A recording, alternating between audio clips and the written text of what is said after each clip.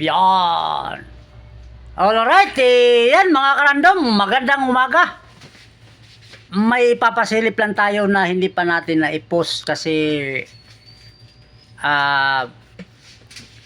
mamaya siguro mga 1 or 12 natin ipopost, no? Pero ipasilip ko lang sa inyo kasi baka kasi may ano dyan. Itong Rubik's na to mga karandom, hanapin ko yung, i-upload ko na lang yung demo nito. Ito, dalawang klaseng Rubik's to, tatlo. Ito na may kasamang pad. So, ito namang isa. Yan. Ito yon. May 3 piraso lang to. Bawat Rubik's. 3 klase to. Ito pa yung isa. Yan. So, abangan yung post natin dito, no? Mag-comment lang kayo doon. Lalo na sa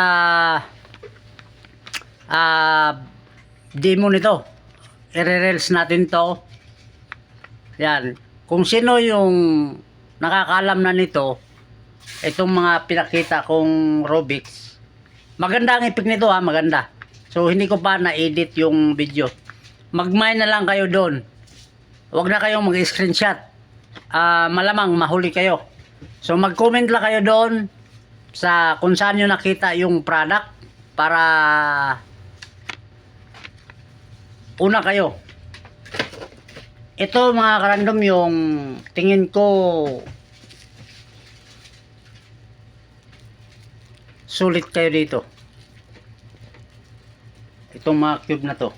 Tapos yung mga dalawa pa lang ang nagpa-LBC ngayon. Hanggang alauna lang po kasi alauna ang alis nito. Malayo kasi yung LBC dito. Hanggang alauna lang yung tanggap namin na address payment ng LBC, no? Hanggang alauna lang. Kasi medyo malayo. Matapos maglakad pa sila. Layo.